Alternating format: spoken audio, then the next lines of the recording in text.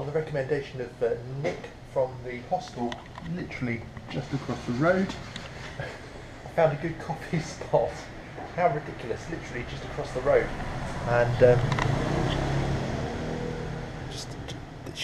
lady's just serving me coffee just around the corner. My bike's there. It's all perfect. This road out of the city goes on and on.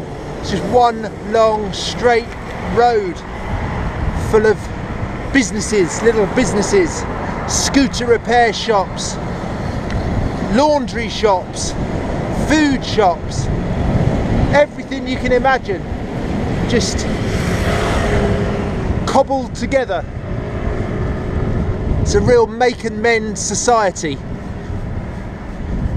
It's a little bit grimy, a little bit patchy, but we could certainly learn some things from the way they do their business here. It doesn't always have to be bright and spangly and new. It can be mended. And that's what these places are all about. Making do with what you've got and getting on with it.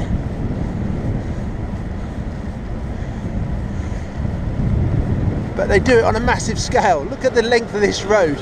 It's just constant. It's one big industrial estate, but instead of big industries, it's just lots of little cottage industry kind of places. You've really got to know, you know, if I could read these signs, it would make much more sense as to what all these places are like and what they do.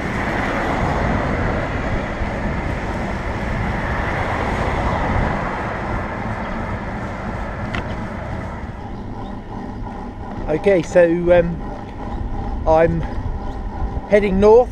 I'm out of the city of Shanghai, where I've spent the last 2 days, and now I'm out in the flatlands. It's a bit like Romney Marsh in Kent, where I grew up, but about 20 degrees hotter. It's very flat. Lots of people work in the fields. A lot of stuff here is done by hand.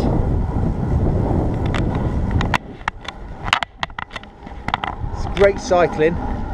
It's not too windy. And I'm having a very enjoyable morning.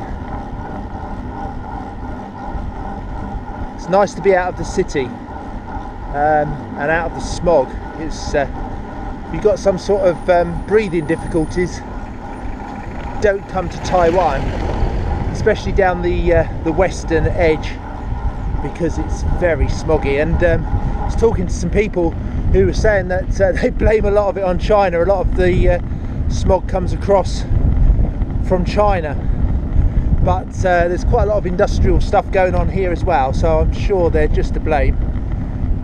But I'm out of the city now, that's the main thing, and I'm not going back for maybe a couple of days until I hit somewhere else, possibly.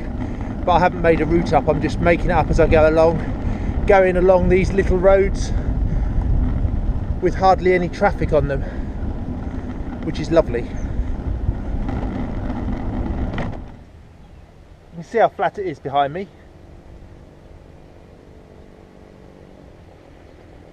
Just very, very flat.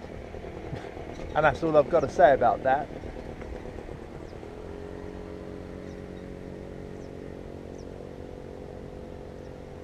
Obviously these are all paddy fields ready to be planted, and then just behind me, I don't know if the camera picks that up, but that row of fruit there, that's all tomatoes, all ripe and ready to pick. Sweet corn behind that. So this is where all their food comes from.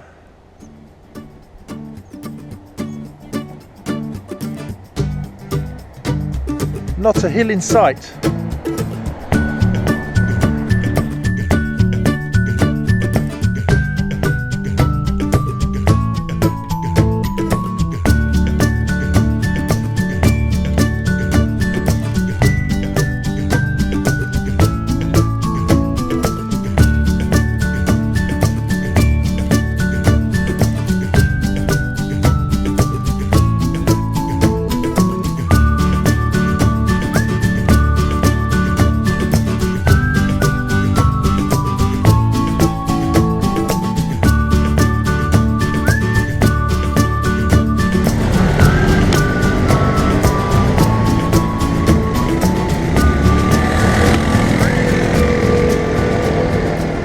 Okay, back in another big place, Huey.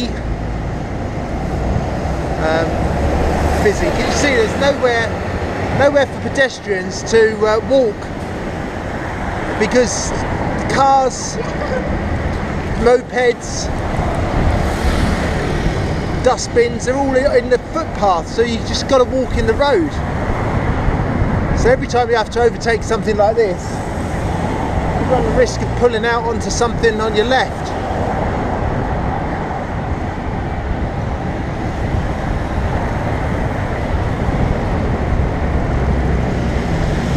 Oh, bike boxes for later. I want one of those, but I can't carry it to Taipei.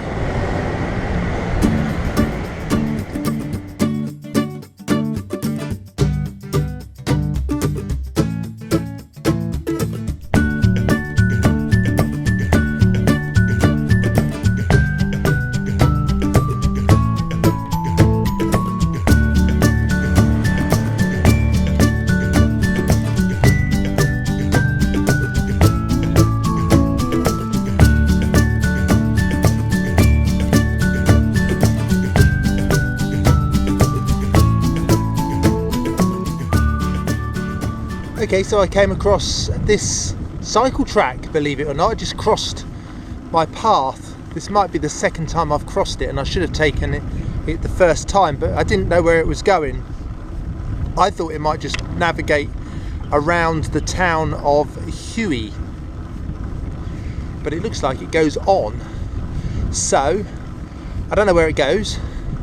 My map doesn't tell me, so I thought I'd give it a go, because it's nice to be off the road. It kind of looks like it's going in the right direction, so I'm just going to follow it and find out if it goes the same way as I do. It'd be great if it does, because this is lovely. And if it carries on for any length of time, I'd be able to find a campsite along here easily tonight. But it's far too early for that now. It's only just gone 2 o'clock, so this is never going to last for any length of time, I wouldn't have thought, but might be wrong. Looks like it's following the side of a what could loosely be called a canal. I have struck lucky here. Look at that. It goes on for as long as the eye can see. So my very first proper dedicated bikeway cycle path that I've come across in Taiwan, which is acceptable by my standards, but it follows a kind of a narrow gauge railway track which pokes its head out of the weeds every now and again. Look down here, see that line? It's the track of a railway just down there. So that's what it's all about, following a railway track. Nigel is happy. If the camera will pick this up, but you look at the amount of butterflies along here. Oh, they might all fly up in a minute. Come on. Fly, butterfly.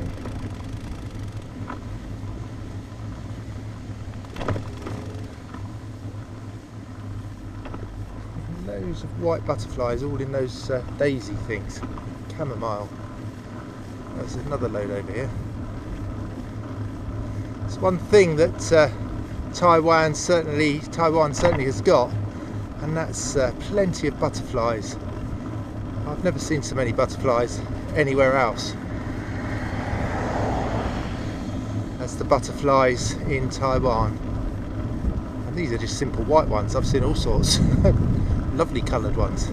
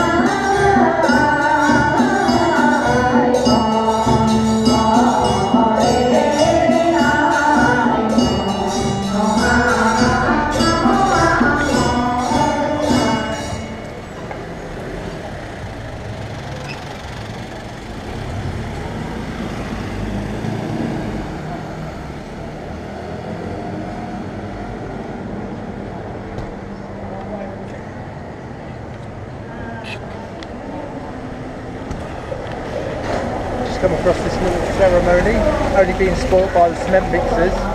That's usual for Taiwan, but no one else seems to worry, and this is lovely.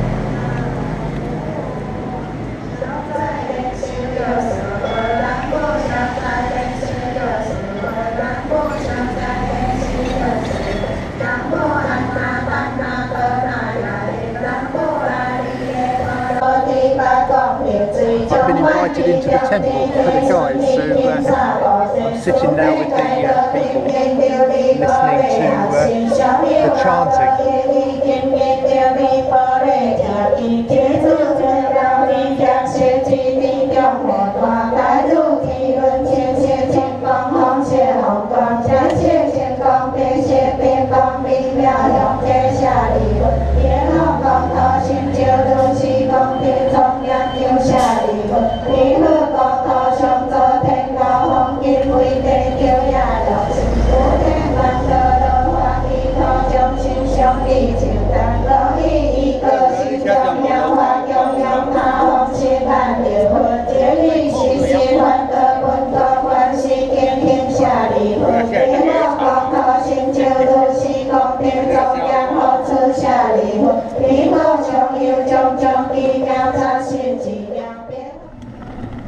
I don't know if you can hear the singing in the distance.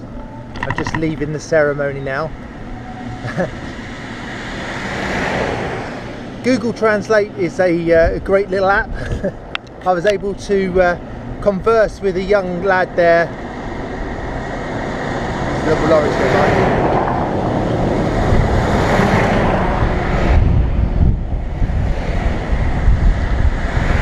I was able to converse with a young lad there on Google Translate, and he was saying to me that it's a ceremony of a good man, and that ceremony has. I said, how long does the chanting go on? And he said that the ceremony has been going since ancient times. Hi. Yes, from ancient times. So I don't know how long that actual ceremony lasts today, or whether it goes on for any longer than a day. But it was an interesting thing. And again,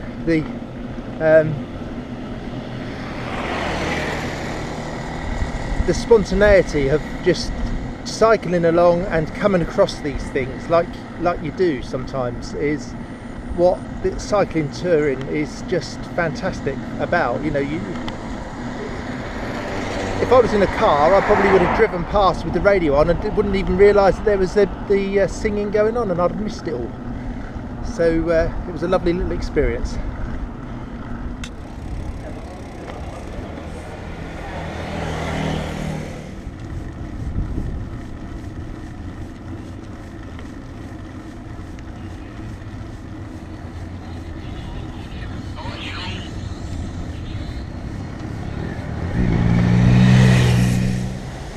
It's 10 to 4 in the evening, and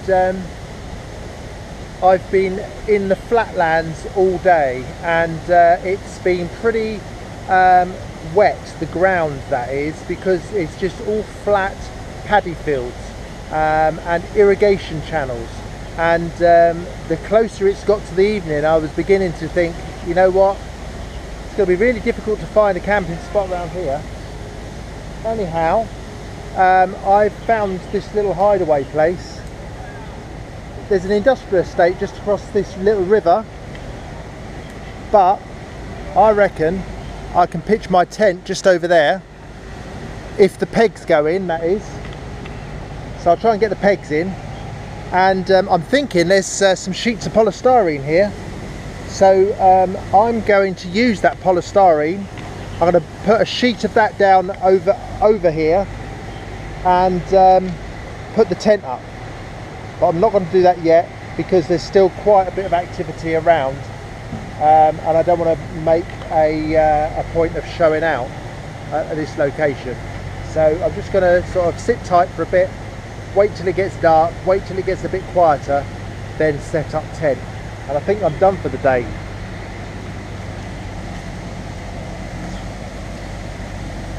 Done about 63, 64 kilometres today.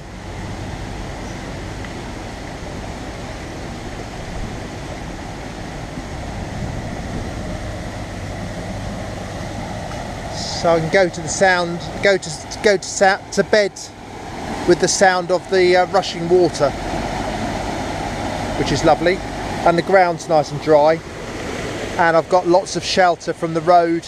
No one's going to see me here.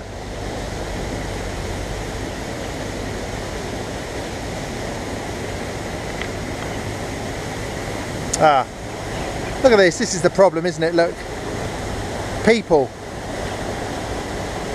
That was nice there, wasn't it? You was enjoying that. And then we get the rubbish floating by. It does annoy me. Okay, I'm not going to be camping where I said I was going to be camping, because I've met Mike, who actually is the landowner of the bit of area that I was going to camp, and he was concerned that I was going to camp there. He was the most lovely person. He owns a pig farm, which is here, and he has got his workers to flatten off this piece of land here and put some boarding there, so that I've got no worries about snakes or anything like that, because that was his worry. He thought you know, there might be snakes in the bush where I was looking, so he set me up here underneath this barn that he's got for a quarantine area for his pigs. And not only that, the manure that his pigs create, he siphons off as biogas and uses it to heat the water for the for his farm. And so he's offered me a biogas shower, hot shower. So I'm going to set my tent up here, go for the biogas shower, and he was so incredibly nice about me being here, and he's given me a guided tour of the farm. He's shown me all about how the irrigation system works here in this part of Taiwan, and again, I cannot express how much the cycle of touring just puts you in front of these people. You know, it exposes you like no other type of travelling can to really great people. I'm blown away by the whole meeting experience with Mike. What a great guy, so knowledgeable about animal husbandry. That's his field. He's a biologist, studied in England. What more can I say? I'm going to set my tent up. He got his workers to use the digger to flatten off an area and then put these boards here so that I can put the tent on. Oh, perfect. And it's all under cover, so it doesn't even matter if it rains. What a guy. Right, I'm going to do that now.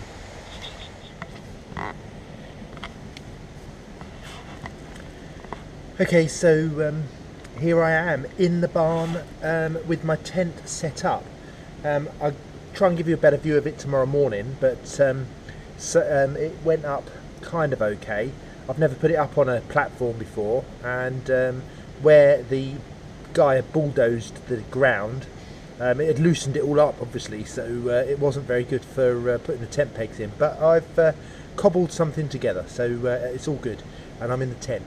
If you remember, when I put it down last time, it didn't dry, so it's still quite wet inside the tent, so I've had to use some toilet roll just to clean the ground sheet of it, and I'm hoping that as the night goes on it will dry out, because I doubt the damp will be able to come down under this barn. So that's the plan, and I'm just going to blow up my airbed and get my sleeping bag. It's another warm night, so I might not even need my sleeping bag, just my silk liner. So I'll leave you with it. Good night.